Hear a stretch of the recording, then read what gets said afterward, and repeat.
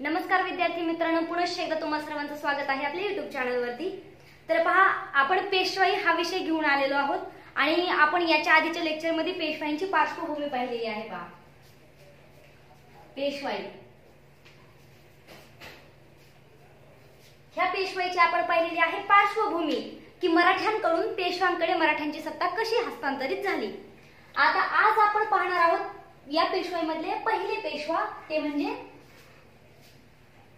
बाळाजी विश्वनाथ भट्ट। बाळाजी विश्वनाथ भट्ट। आता हे बाळाजी विश्वनाथ भट्ट हे सर्वात पहिले पेशवे आहेत, पेशवा वंशावळीतले। आता यांचा आपण आधी जीवन वगैरे त्यांच्या जीवनाबद्दल विस्तारित माहिती घेऊ आपण। आता बघा, बाळाजी विश्वनाथ भट्ट यांचा तसा कार्यकाळ पाहिला तर 1662 ते 1720 हा यांचा आहे आपल्याला कालखंड। म्हणजे या कालखंडात 1662 त्यांचा जन्म आहे आणि 1720 त्यांचा मृत्यू आहे। टोटल होते ते 58 वर्ष।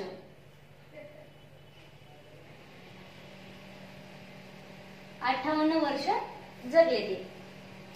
आता त्यांचा जन्म पाहू आपण। बाळाजी विश्वनाथ भट्टांचा जन्म 1 जानेवारी 1662 रोजी श्रीवर्धन कोकणामध्ये, कोकण येथे श्रीवर्धन येथे त्यांचा 1662 ला जन्म झालेला आहे बाळाजी विश्वनाथ भट्ट यांचा। आता यांचं त्यावेळी कसं होतं, ते होते मुळात कोकणचे, नंतर पुण्याला कसे आले की कोकणामध्ये त्यांचे काही निजी कारण असतील की ते इतिहासामध्ये सुद्धा एवढं उल्लेख नाहीये त्यांचा, की त्यांचे काही कारण असतील जेणेकरून ते आणि त्यांचे भाऊ जे होते ते पुण्यामध्ये त्यांनी आपला म्हणजे पूर्ण कुटुंब वगैरे सगळे घेऊन ते पुण्यामध्ये आलेले होते। नंतर ना बघा, बाळाजी विश्वनाथ भट्ट यांची पत्नी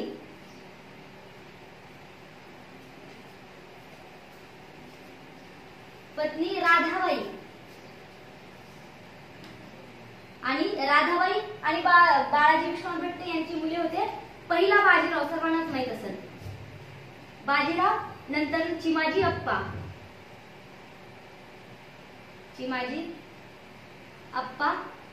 त्यांना 2 मुले आणि 2 मुली होत्या। नंतर नव्हती भिऊबाई आणि नंतर नव्हती अनुबाई, ही होती त्यांची मुले। आणि ही त्यांची लग्न झालेली बायको होती, जिचे हे 4 मुले होते आणि आणखी एक त्यांची पत्नी होती जिला आणखी 2 मुले होती। इथेच लिहू आपण मुले, त्यांची 2 मुले होती, भिकाजी आणि राणोजी।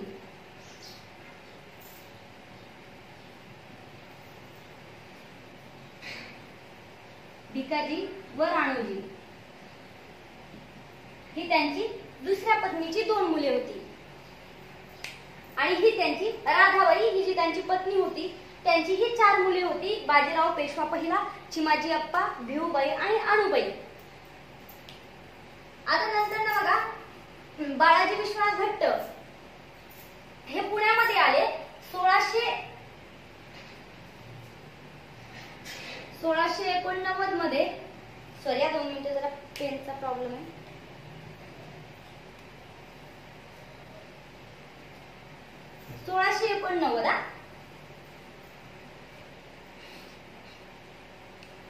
1689 ते होते कारकून।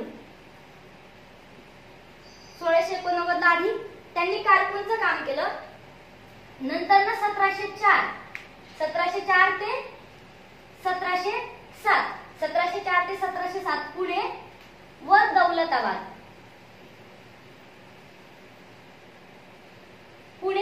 दौलताबाद, इथले होते ते सुभेदार।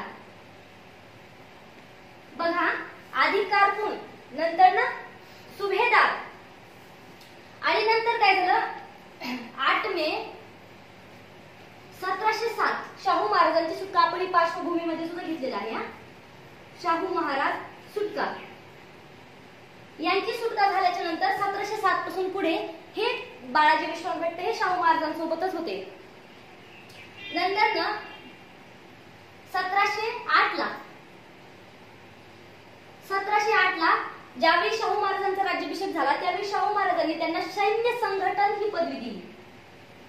सैन्य संघटन म्हणजे त्यांना माहित होतं बघा, त्यांची बुद्धी चातुर्य खूप तीक्ष्ण होतं की ते बोलून कोणत्याही पुढच्या व्यक्तीला आपल्या पक्षाकडून वळून घेत होते. त्याच्यामुळे त्यांना सैन्य संघटक म्हणजे सैन्य गोळा करण्यासाठी असं त्यांना ते पद दिलं होतं 1708 मध्ये. म्हणजे आधी कारकून झाले 1689 मध्ये कारकून झाले, 1704 ते 1707 पुणे व दौलताबादचे सुभेदार होते. नंतर 1708 ला सैन्य संघटक ही पदवी दिली बाळाजी विश्वनाथ भट्ट यांना. नंतर 1708 पासून ते 1713 पर्यंत ते सैन्य संघटक याच पदावरती होते. त्यावेळी त्यांचे हे पेशवा जे होते शाहू महाराजांचे ते पेशवा त्यावेळी वेगळे होते. त्यांचे पेशवा होते बघा बहिरोपंत पिंगळे. शाहू महाराजांचे पेशवा होते त्यावेळी बहिरोपंत पिंगळे.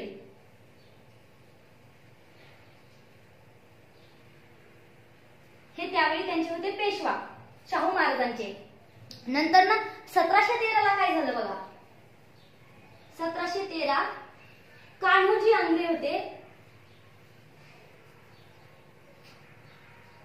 हे कोकणाच्या भागाकडे होते बघा, परंतु खूप शक्तिशाली असे होते कान्होजी आंग्रे.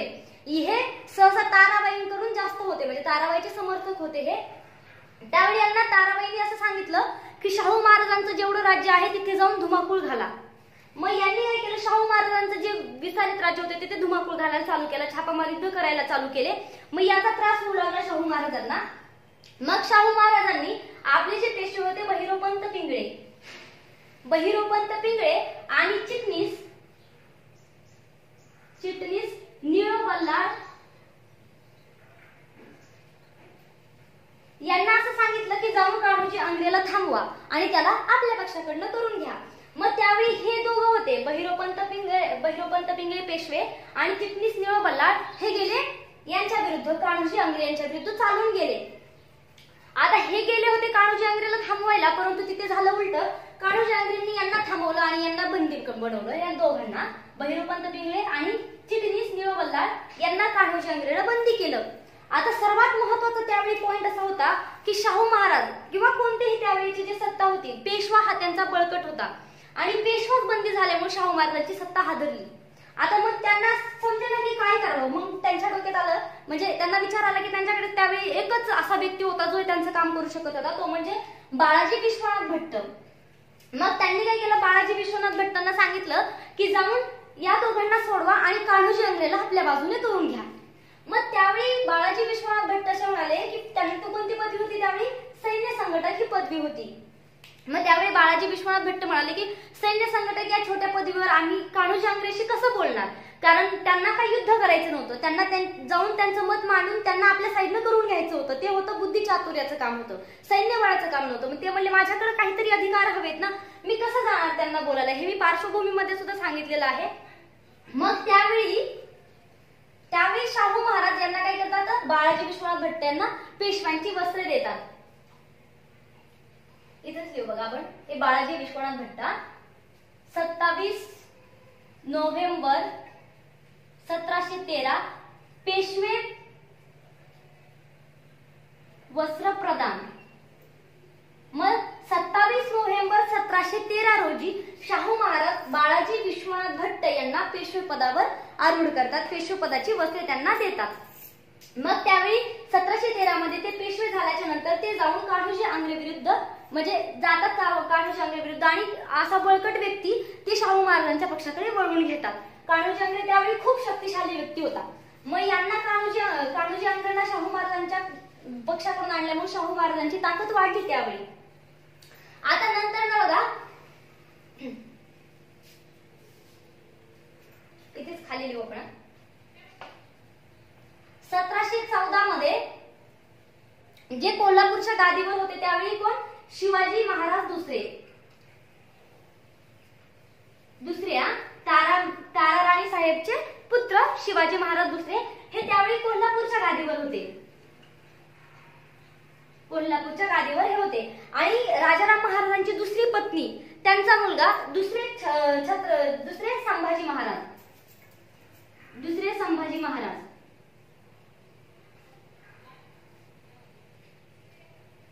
हे विद्रोह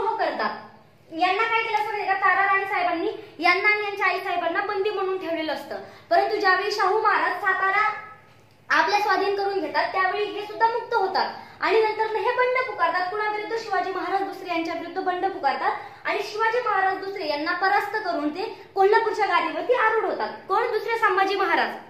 ते आरूढ झाल्याच्या नंतर ते 1718 मध्ये म्हणजे तिथून पुढे ते काय करतात म्हणजे 1718 पर्यंत शाहू महाराजांच्या राज्यावरती छापामार युद्ध करायचा प्रयत्न करतात कारण त्यांना वाटतं की शिवाजी महाराजांचं जर आपण त्यांना हरवून जर गादी घेऊ शकतो तर आपण शाहू महाराजांना हरवून सुद्धा गादी घेऊ शकतो म्हणून ते शाहू महाराजांच्या विरुद्ध युद्ध करायला चालू करतात.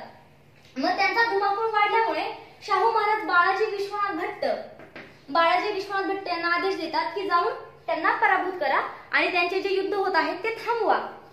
मग 1718 मध्ये बाळाजी विश्वनाथ भट्ट हे दुसरे संभाजी महाराज यांच्या विरुद्ध चालून येतात. याला हे युद्ध होतं बघा पन्हाळगडावरती. त्यावेळी संभाजी महाराजांना ते बाळाजी विश्वनाथ भट्ट परास्त करतात. त्यावेळी यांना म्हणतात पन्हाळाचे युद्ध म्हणतात बघा, पन्हाळाचे युद्ध.